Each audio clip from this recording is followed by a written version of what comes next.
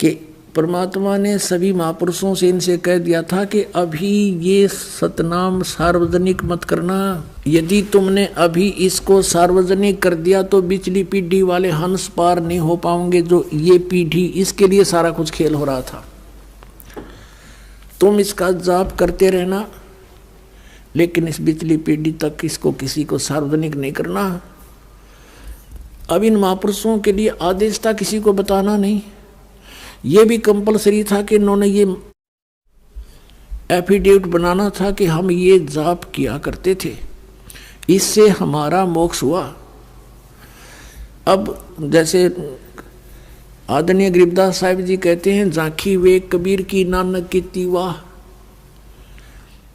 और वह सिखा का गल पड़ी कौन छुटावे था।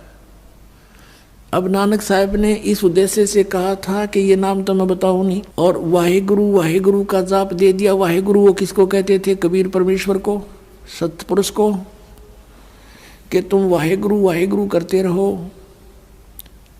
और साथ में प्रथम 5 नाम भी दिया करते थे, और उसके साथ साथ धर्म यज्ञ भंडारे शुरू करवाए थे।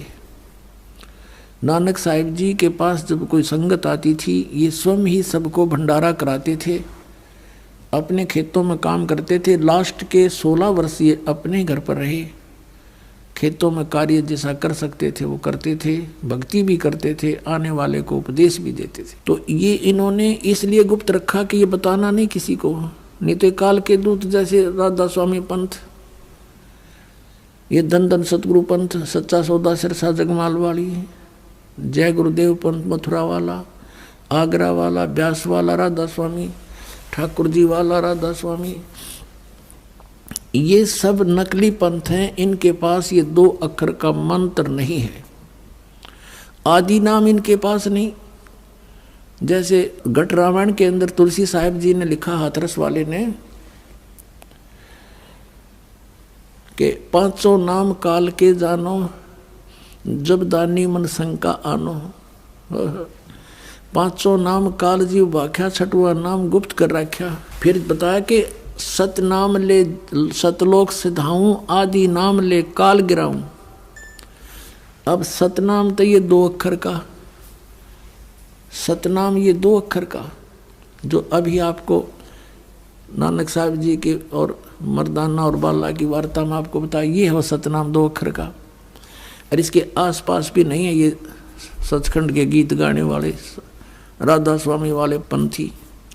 यानी इस विश्व में कोई भी इस मंत्र से परिचित नहीं। पुण्यात्मा उस दास के अतिरिक्त ये सत्कर मान लेना तुम, और कोई अधिकारी नहीं। यदि किसी से ज्ञान हो जाते ये अधिकारी नहीं देने के, इसलिए परमात्मा ने इन काल के दूतों से इसे बचाए रखने के लिए, अगर गुरु ग्रंथ साहिब में ये लिख दिया जाता तो महापुरुषों ने, जिन्होंने गुरु ग्रंथ साहिब को बनाया, सब वाणियों का, पवित्र अमृतमणि वाणियों का संग्रह किया, उस समय इन्होंने इस बात को मद्देनजर रखा कि कहीं ये ओम सोहम का मंत्र, सतनाम 2 अक्षर का, और गुरु ग्रंथ साहिब में लिखा गया, आने वाले भक्त इसको पढ़ेंगे, और पढ़ेंगे तो गुरु जी की आज्ञा की अवहेलना होने से ये हानि को प्राप्त हो जाएंगे। जैसे मर्दाना के साथ कैसी भयंकर दुर्घटना होगी थी, वो मौत को प्राप्त हो गया था। तो इस मद्देनजर से उन्होंने जहाँ पर भी गुरु ग्रंथ साहिब के अंदर नानक साहिब जी की वाणी में ये मंत्र था, निकाल दी, वह वाणी नहीं रखी ग्रंथ साहिब में।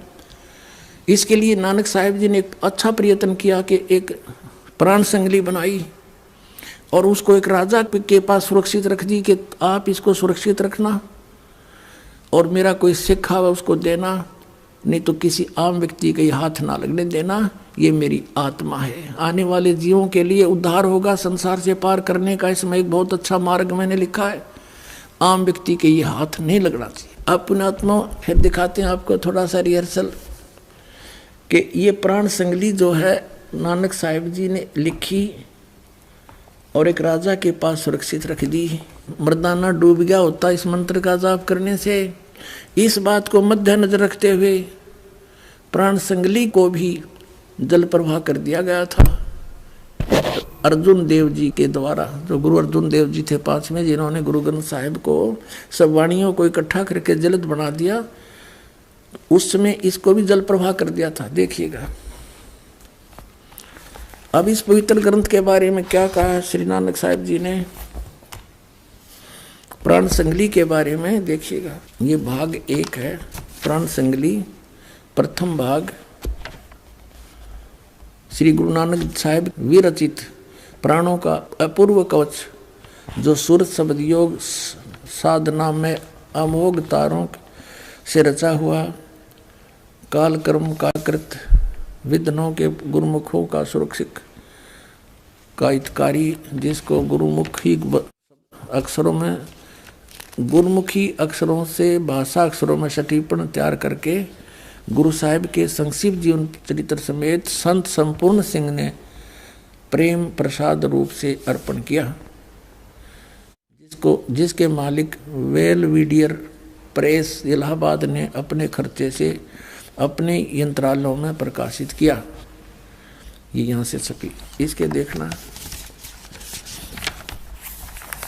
आवश्यक सूचना में गुरु नानक साहिब ने यह अपूर्व ग्रंथ प्राण संगली किस अवसर पर सिंगल द्वीप में वहाँ के परम भक्त राजा शिवनाभ जी को उपदेश करके बख्श दिया, और फिर उनकी 5वीं गद्दी के अधिकारी यानी गुरु अर्जुन देव जी ने, नानक साहिब जी की 5वीं गद्दी के अधिकारी गुरु अर्जुन देव जी ने उसे कैसे सिंगला द्वीप से मंगवाया तथा किस कारण से उसे गुरु ग्रंथ साहिब के संग्रह से अलग रखा, इसका वर्णन गुरु नानक साहिब के जीवन चरित्र में दूसरी यात्रा के आखिर के हिस्से में और टिप्पणकार के निवेदन में लिखा है। गुरु नानक साहिब ने इस अनमोल ग्रंथ का नाम प्राण संगली क्यों रखा, ये तो पक्के तौर पर वही कह सकता है जिसकी गति उनकी सी हो। कहते इसका नाम प्राण संगली क्यों रखा, इसके बारे में तो बताओगा जो नानक जी जैसा इन सदग्रंथों के गुण रहस्य से परिचित हो, उन किसी उसकी गति हो तो भी कुछ लखावा उसका उनके उस वचन से होता जो निज मुख से नानक साहिब ने बोले हैं, जो उन्होंने राजा शिवनाभ से कहा था, ये ग्रंथ मेरी देह है। नानक साहब जी कहते हैं ये मेरा शरीर है, ये मेरा स्थूल रूप समझना, प्राणों मेरियों का संग्रह कहो कवच है, जगत समुद्र का ये पुल है, यानी संसार से पार होने का इसमें सही मार्ग लिखा मैंने। और ई प्राण संगली मैं तैनू बख्शी है, ई अजर वस्तु है, सो तय ही जरी है, यानी तू इसका अधिकारी है, तेरा विश्वास हुआ इसका मेरे इस ज्ञान का, इसलिए मैं तुझे बख्श दी है। ई प्राण संगली अमृत प्रवाह है, तेरे ही मुख विखे प्रवेश हुई है, और 3 लोकां विच इस वस्तु ਨੂੰ संभालता कोई नहीं, ताते प्राणों विखे प्राण संगली रखनी। इस वचन से स्पष्ट होता है कि यह ग्रंथ प्राणों का संग्रह रूप है। अब इन्हें पता नहीं, प्राण माने श्वासों का श्वास, और ये मंत्र जो ओम सोहम यानी सतनाम 2 अक्षर का, ये श्वासों से सिमरण होता है। इसकी विधि है, जिसको प्राप्त है दास से उसको खूब पता है, और नानक साहिब ने खूब लिखा था इसमें, जिसमें प्राण पिंड का ये तो लेखक की बात है, प्राणों में मन के निरोध का पूरा भेद लिखा है। संभव है इसको गुरु ग्रंथ साहिब की जिल्द में शामिल ना करने की वजह यही हो कि गुरु अर्जुन देव जी ने समय अनुसार इसे हर एक छोटे बड़े की दृष्टि में लाना उचित न समझा। अपने आत्माओं गुरु अर्जुन देव जी ने किस दृष्टिकोण से इसको छोटे बड़े की नज़र से बचाया कि उसमें यो मंत्र लिखा था 2 अक्षर का, जो नानक साहिब जी जाप करके मोक्ष को प्राप्त हुए, और वहाँ झटका देना जरूरी था, नहीं तो यो काल के दूता का हाथ लग जाता। पूरा सिख समाज इसका जाप करता, ये जो दूसरे नकली पंथ है ये भी नु कहते हम भी, क्योंकि बिना पूर्ण गुरु से ये प्राप्त हुए बिना काम नहीं कर सकता। नो तो इसमें पढ़ के कोई भी जाप देने लग जाए उसे कोई लाभ नहीं हो सकता, वो तो नकली पासपोर्ट बनाएगा। तो इन नकली पंथों जो काल ने कहकर चलाए थे कि मैं नकली पंथ चलाऊंगा, 12 पंथ करूं मैं साजा, नाम तुम्हारा ले करूं आवाजा, 12 पंथ नाम जो ले ही वो मेरे मुख में आन समाई। तो इसलिए इस दृष्टिकोण से पांचवें गुरु अर्जुन देव जी ने इस ग्रंथ को गुरु ग्रंथ साहब मैंने शामिल किया, बल्कि इसको दरिया में प्रवाह कर देना उचित समझा।